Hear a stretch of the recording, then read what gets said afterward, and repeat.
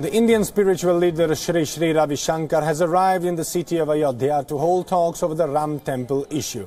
Ravi Shankar is expected to hold meetings with all stakeholders involved in this very issue. Having offered to mediate in the Ayodhya dispute, Ravi Shankar said that he has no proposal as yet to discuss with the stakeholders.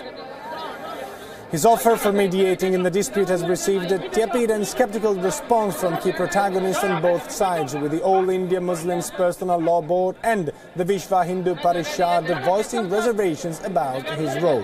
Ravi Shankar met the Uttar Pradesh Chief Minister Yogi Adityanath in Lucknow on Wednesday. Ravi Shankar even met Suresh Das of Digambara Khada and Rajaram Chandra Acharya of Nirmohi Khada, apparently to explore ways for a reconciliation between the warring parties locked in a protracted legal dispute over the land on which the Babri Mosque stood before being pulled down in 1992.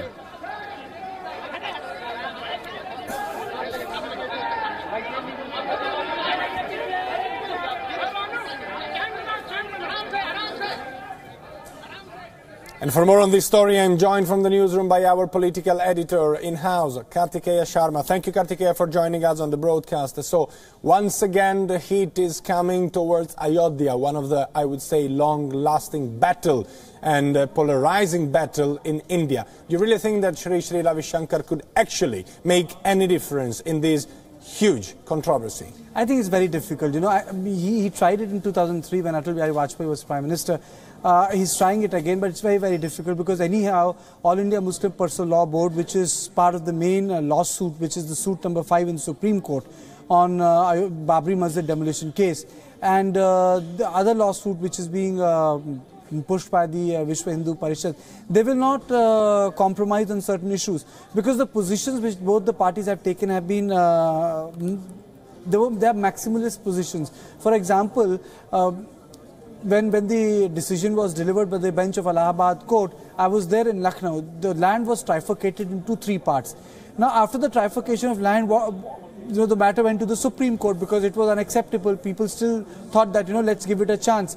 So I really don't think, because the solution, he doesn't have a proposal. The solution he would want is where the idols have been installed after the demolition. It should be a temple and nearby land should be allocated within the precinct of Ayodhya for a mosque to be built. Now, All India Muslim Personal Law Board does not agree to it, but the principles which are being applied are both religious and secular in nature. Religious principle is that mosque is not something very sacred to Islam. You know, you can pray anywhere. It's a structure. If a place is in disuse, then, you know, there is no sacredness attached to it in Islam.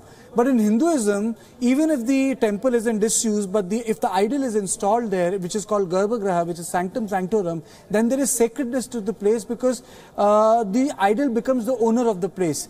That is why in the laws related to Hinduism, the people who represent the idol of Lord Ram are called the friends. For example, the friend of Lord Ram in the court case in High Court was Ravi Shankar Prasad, the law minister today. So, you know, these are the religious nitty-gritties.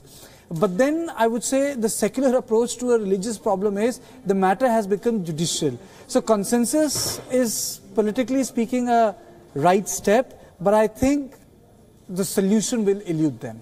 And Kartikeya, how political also is this issue? I mean, if you win election in Uttar Pradesh, how can you actually do without finding out a solution? And the solution you might find, actually, what you might find could actually cost you the next election, you or your party, because if you allot the land for a Hindu temple, you will definitely have the Muslim against you, whereas if you allot the land for the mosque, you will have the Hindu voters. So how political also is this issue, and how much does the UP election rely on the Ayodhya dispute in order to get through? See, the UP election has taken place, and UP election took place in a different context. The polarization took place, but Ayodhya was not the principle there.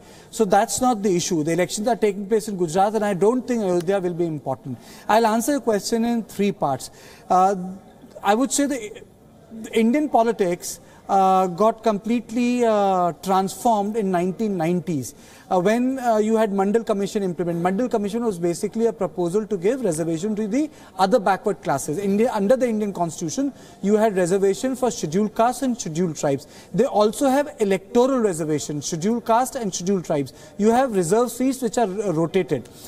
Now, when the other backward castes came in, you had this the so-called procession, a yatra by then BJP President Lal Krishna Advani, and the organizer himself was the organizing secretary of Bharatiya Janata Party, or then General Secretary in charge of organization, Narendra Modi. Now that completely divided the politics into two parts, which in the subcontinent can be said backward forward. Forward means that, you know, upper castes associated with an issue of Ram Temple Ayodhya, which was called Kamandal. You know, it's a utensil used by saints. And on the other hand, the politics of reservation was called Mandal.